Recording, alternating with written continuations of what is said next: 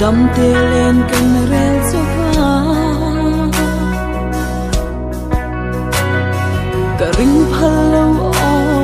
cả ngài thiam thấy mất lâu phẩm rì sang nên liam sang hi cả tu lại hi alba min sẽ sẽ ro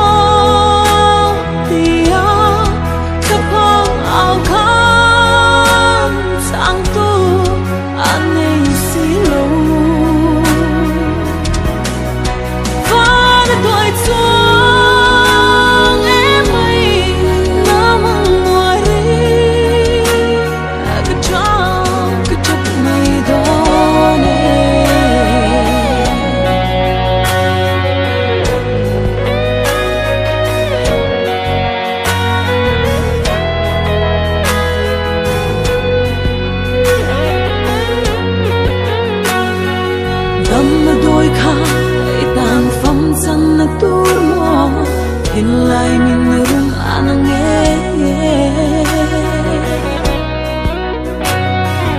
vang qua ngui lên roal sự bo ai vang đôi cần chắp rung khara thấy chẳng sẽ ô rau tha lên duy cái toa nghe sắc rung kia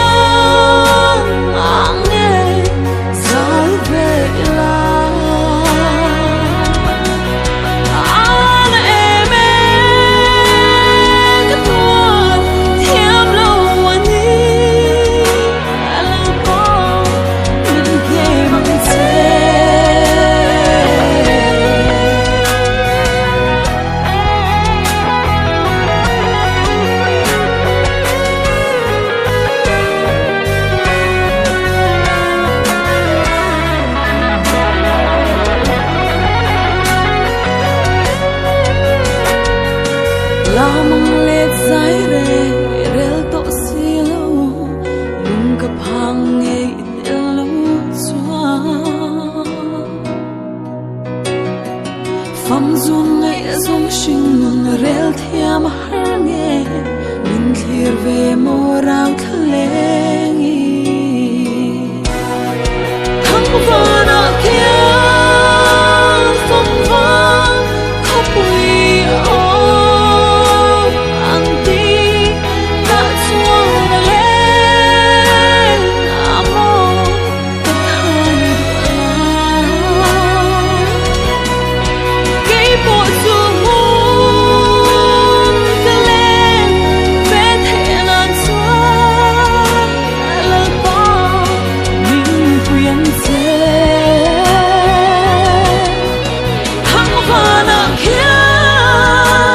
phong vang không bụi ôm ăn ti đã xuống lên amo cất hai